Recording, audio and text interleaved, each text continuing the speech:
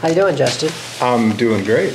Yeah, excited for college basketball to get going this weekend. When are we going to do a basketball show? Is what I want to know. We have to ask Aaron. Yeah, talk to the producers whenever. March Madness is right now, and the NBA playoffs are right around the corner. So I've got an unlimited number of basketball-related topics. We could even talk about the upcoming local YMCA season. If you'd like. Okay, all right. I think Casey and Philip and Sammy and I are going to play against some awesome. other guys. I'm going to have to come in. This year I'm going to have to come out and watch you guys. We got a good team. Yeah, I'll probably end up rooting against you, though. That's okay. It'll just fuel our ambition. So, thanks again for coming. I know you said you've got some questions for me. I've got plenty for you. Been thinking a lot recently about art infrastructure, art education, just how, Durham and its relationship to its arts community going forward. But I'm going to let you kick it off. I'll kick it off. Since I often do a lot of the question asking. I'll kick it off with a question for you. And that is, just very generally, when you think about, there's so many amazing people making art in Durham. And I know a few. Yeah.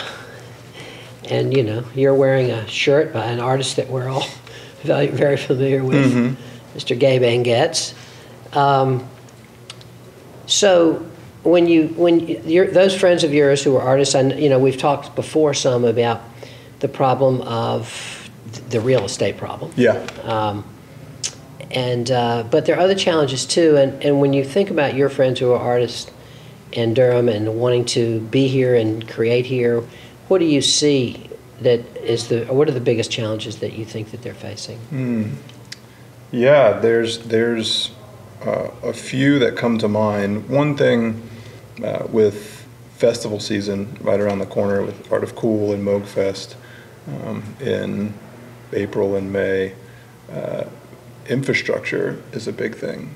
We do have some great venues in Durham, Motorco and Pinhook in particular, but I think infrastructure, having spaces to play shows, having spaces to produce art like Golden Belt where we're sitting, that'll be a big hurdle going forward as rent and not just cost of living, but the cost of doing business, so to speak.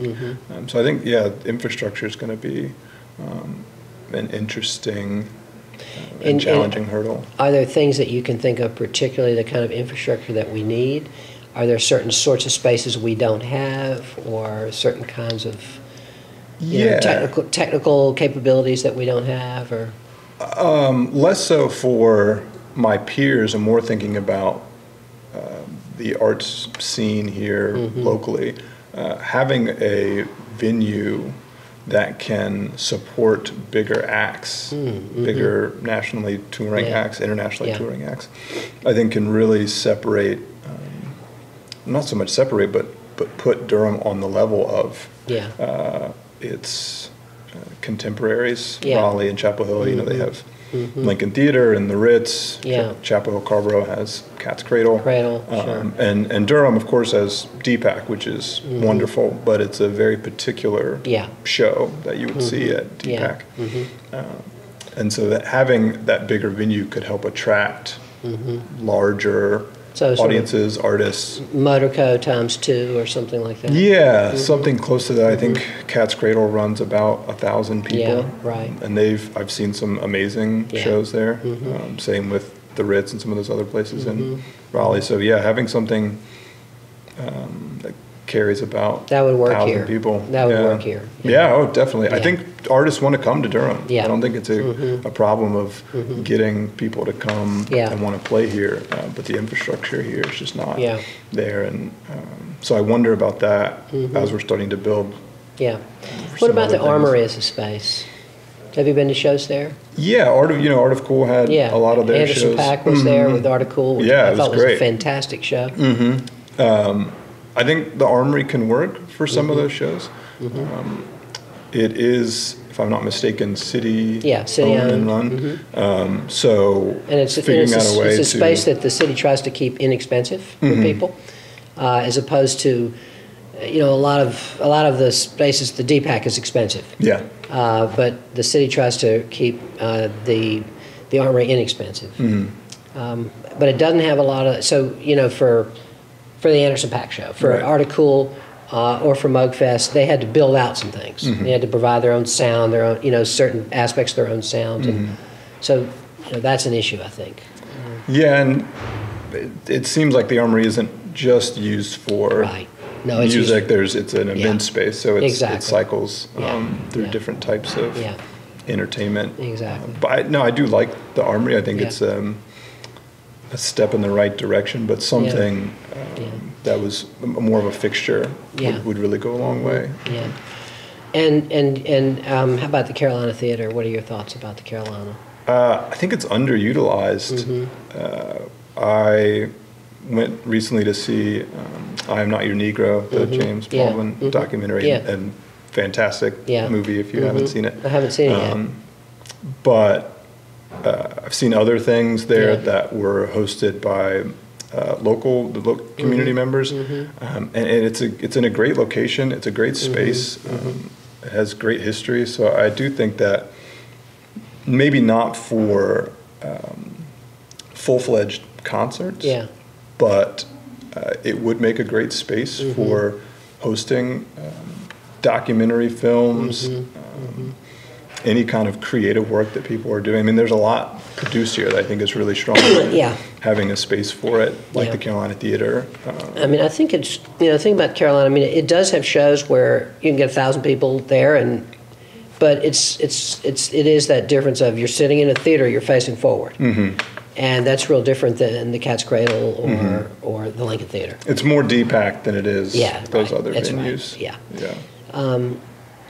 So, for 5 years, I was owner and co-owner, let's just say partner in Hopscotch. And we were in Raleigh, and we were always piecing together the venues. We would use a church. We would use places. But Raleigh did have a critical mass of music clubs downtown that provided most of the venues, and Durham doesn't have that many of that size. So Mugfest has had to really makeshift it, and so has Art of Cool. So they've done a great job of it, but it is, I agree, I think the infrastructure is an issue. I think that's mostly an issue of kind of, I don't know, free enterprise. Somebody's going to do that club. Somebody's going to do that 1,000-person club here in Durham. I've already started saving. Yeah, I bet you have. Well, I suggest you get in partnership with the Motorcoat folks. Then. Yeah, right. Maybe finish my degree They do first. an amazing job. Yeah. Yeah, one step at a time. Yeah. No, I agree. I think you're right. There's not a whole lot that a city government can do to incentivize that. You really have to decide that that's what you want, and it's not an easy thing to do. Going into owning bar, music venue frightens a lot of people. So you have to have the right mindset, the right resources. Would it have to be downtown? No, I don't think so. A neighborhood like Lakewood, I think, is ripe for something like that. Yeah. With Scrap Exchange anchoring that community there, and other businesses already looking at it for either expansion or opening something new. So I think something like Lakewood would be a great built-in community to support great idea. a venue like that. So, out there now is the Emerald City Club.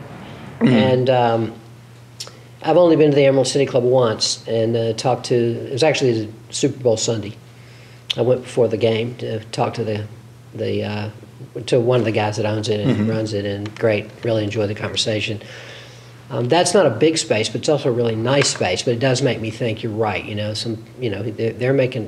got a club in Lakewood, and I could see a larger venue that they or somebody else did. It's a great idea. And it's not far from the highways. Yeah. You know, there's the parking lot, the space is already built there to house, you know, that many people. So, what other issues besides the infrastructure, like when you think about Durham artists, are there other things that are, you know, especially challenging? Going in or playing on the venues and physical infrastructure, I think going along with that is the cost. So having a space, you know, for us at Runaway, we were fortunate to be able to get a space in partnership with some folks downtown, and that has really, you know, helped us jumpstart the next chapter of our business. But it's not easy. And so, you know, having those intermediate steps to be able to go from small-time artists into having your own studio in a place that's viable, where there's foot traffic, where you know there's visibility for you to actually make a living. I wonder about that as hard. Some of these places are built, whether it's new apartments or you know, something like One City Center. The cost of rent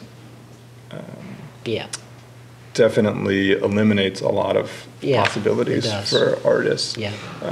And so, I mean, again, this is one of those things where, you know, I don't know how much the city itself can do, but maybe there's something collectively between city government and the community that can be done. Well, I think those are great point. And we've talked about this before when we talked about, you know, downtown, and you know, I know, you know, I have friends, you know, artists, Dave Wofford, Kenny Dalsheimer, you know, they had a place right there next to the farmer's market. And, you know, now there are other places now. Because they basically got priced out of there. And so. And that building just sold recently. So that's, you know, it is hard. And I think of a couple of amazing examples of, well, you know, Dan Allison's building downtown, where Dan is right there in probably the most expensive real estate in Durham. And his building that he's had for many years is still housing artists at a very reasonable rate, which is fantastic. And then here at Golden Belt, where, you know, these studios are, you know, it's on the edge of kind of what we think of downtown proper, but, you know, very, you know, wonderful studios for artists. And so we have some, and I know there are others that I don't even know about, you know. And then there's a place like Pleiades, you know, right downtown, where you've got a collective of artists who've figured out a way to get their own space in a really key. It's, you know, right there at 5 Points. And so there is a lot of creativity going into, you know, for artists figuring out how they can do it, but. It ain't easy. And it is the traditional thing that you hear about all the time. You know, the artists go somewhere first. When it's affordable, then they're followed often by redevelopment. Redevelopment, and then they're priced out. And so, and I think that's definitely happened in Durham. But it is great to see that, you know, people like Dan and then these studios here at Golden Belt, which are still making it possible for a lot of artists to operate at least at an affordable way. So it sounds like it's more of a strategic partnership conversation with artists and community members and business owners. But we're gonna wrap here for part one. And come back here in a little while and continue this wonderful conversation. Great.